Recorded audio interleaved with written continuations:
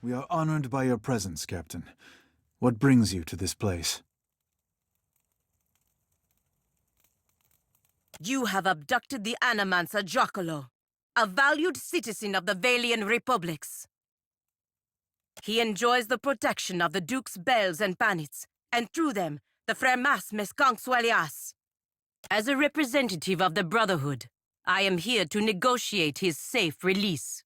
If Giacomo is not returned to us in good health, everyone involved in his kidnapping will face the wrath of the Five Sons. This, I swear. I see. We ourselves have been debating what to do with Giacomo for quite some time.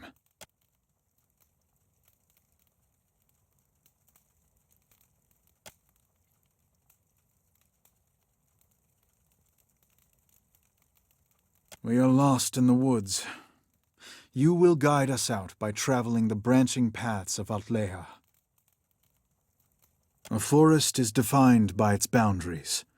There are a finite number of ways through a forest, just as there are a finite number of ways this can end. I know the ways out of the forest, but you will choose the paths to take.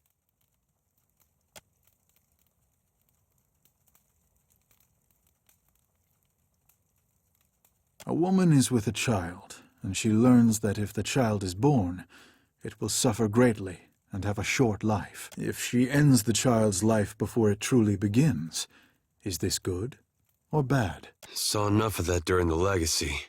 Answer simple enough. When they ended it early... It is. But I am the Pathmaster, and you are the Traveler. I decide what paths exist, and you decide what paths you take. You discover a powerful new technology, but you are afraid some people may misuse it for ill purposes. Would you destroy the technology, regulate access to it, or make it available to everyone equally? Certainly it should not be destroyed. It would only be a matter of time before someone else made the same discovery. Well, there's always the potential for ill, but we cannot govern people by removing their choices. We must trust that reason and moderation will win out.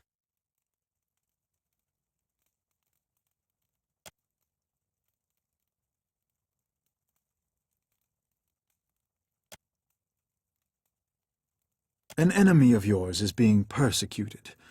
The grounds of the persecution are, by measure of your own compass, unfair. Would you allow the persecution to continue, or would you intervene to stop?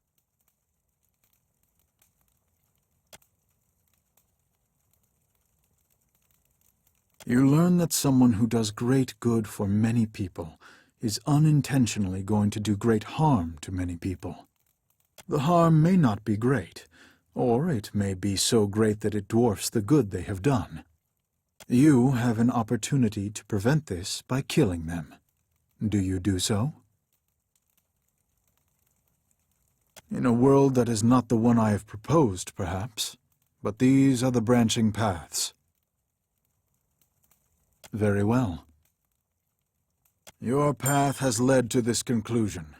We will release Giacomo and his research. What was the point of taking him to begin with? Giacomo has discovered a method by which one may detect a godlike fetus in a mother's womb.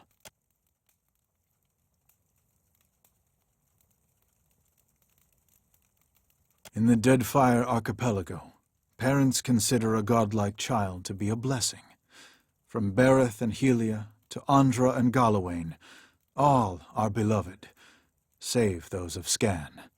Appearing mutilated at birth, many godlike of Scan are killed with the tacit approval of the tribe. Those who aren't killed lead miserable lives.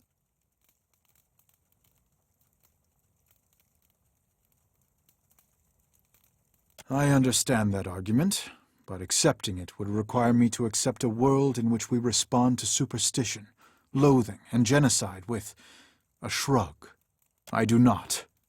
We do not. That is why we captured Giacomo and brought him here, to decide what should be done about him, and his research. And after all this, you're going to let him go because of how the Watcher answered your stupid riddles? Yes. Our group was conflicted, so I posed to you a series of hypothetical questions, absent the specific context of our current problem. While you may have deduced some hint of the context during the questioning, it was a less biased method of reasoning than we were engaged in.